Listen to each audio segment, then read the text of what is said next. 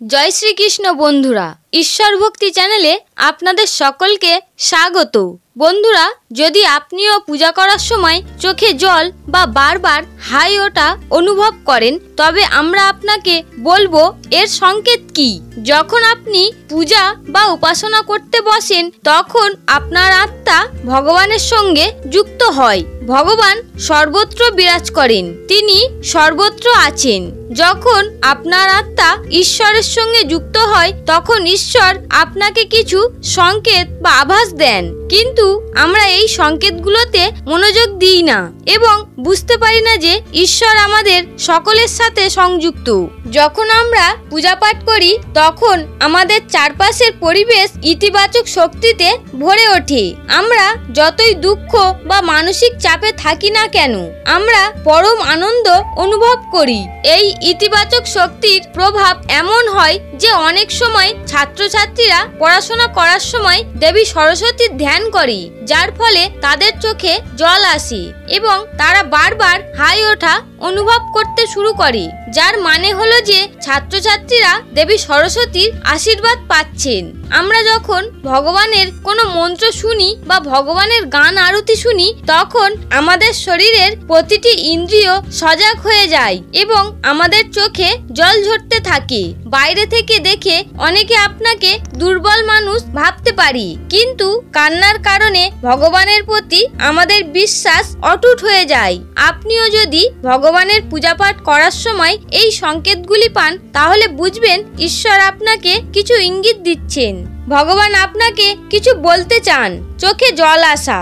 বন্ধুরা, আপনি যদি ভগবানের পূজা পাঠ, উপাসনা বা ধ্যানে বসে থাকেন এবং আপনার চোখ থেকে একটানা জল পড়তে থাকে, তবে এটি আপনার আত্মা ঐশ্বরিক শক্তির সাথে মিলে যাওয়ার সংকেত। এমন সময়ে ভগবানের কাছে যা মনের ইচ্ছা তাই চাইতে পারেন, ফল অবশ্যই পাবেন। অনেকে একে কাকতালীয় বা মনের দুর্বলতা ভেবে ছেড়ে দেয়, কিন্তু এই সময়ে ভগবানের কাছে আপনার ইচ্ছার কথা বলা উচিত এবং আপনার দুঃখ থেকে পরিত্রাণ পেতে প্রার্থনা করা উচিত। চোখের জল আপনার মন শুদ্ধ হওয়ার সংকেত। আপনার মনের পাপ ও অশুদ্ধ চিন্তা প্রার্থনায় চোখের জলে বেরিয়ে আসে। প্রদীপের শিখা।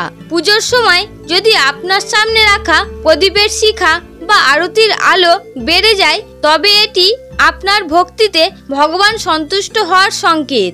এমন অবস্থায় আপনার ইচ্ছার কথা ভগবানকে জানাতে হবে। ধূপের ধোঁয়া। আপনার পূজার সময় যদি ধূপের ধোঁয়া আপনার ইষ্টদেবের মূর্তির দিকে যায়, তবে এটি একটি সংকেত যে তিনি আপনার প্রার্থনা গ্রহণ করেছেন এবং আপনার ভক্তিতে তিনি সন্তুষ্ট। ইষ্টদেবের ধ্যান করার সময় যদি পূজার ফুল আপনার দিকে গড়িয়ে পড়ে, তবে এটি একটি সংকেত যে ঈশ্বর আপনার প্রার্থনা স্বীকার করছেন আর খুব শীঘ্রই আপনি তার ফল পেতে চলেছেন। ভগবান শিবের পূজা ও আরতির সময় যদি গোমাতা বারবার দরজায় আসে, তবে তা একটি ভালো সংকেত। গরুকে পূজা করুন, তাকে রুটি খাওয়ান এবং গোমাতার কাছে আপনার ইচ্ছার কথা জানান। বারবার হাই ওঠা। আমরা যখন কোনো দুঃখে কষ্টে ভগবানের উপাসনা করি, তখন আমাদের মনে একটি দ্বৈত মানসিকতা থাকে, অর্থাৎ না পুরোপুরি ভগবানকে বিশ্বাস করতে পারি আর না পারি অবিশ্বাস করতে, যার কারণে মন কখনো শান্তি পায় না, যার ফলে বারবার হাই ওঠে ও ঘুম আসে। তাই আমাদের উচিত সম্পূর্ণরূপে ভগবানের শরণাপন্ন হওয়া, ধ্যানে যাওয়া। আপনি যখন পূজা করেন বা জপ করেন, তখন আপনি ধ্যানে যান এবং আপনি ভগবানের সাথে নিজেকে সংযুক্ত বোধ করেন। এটিও একটি সংকেত যে উপাসনা বা প্রার্থনা স্বীকার হচ্ছে এবং ভগবান শীঘ্রই আপনার ইচ্ছা পূরণ করবেন। বন্ধুরা, আশা করছি ভিডিওটি আপনাদের সবার ভালো লেগেছে। যদি ভিডিওটি দেখে ভালো লেগে থাকে, তাহলে অবশ্যই একটি লাইক করবেন এবং সবাইকে শেয়ার করবেন, যাতে তারাও ভিডিওটি দেখে উপকৃত হতে পারে। এবং কমেন্টে পুরো শ্রদ্ধার সাথে লিখবেন জয় শ্রীকৃষ্ণ।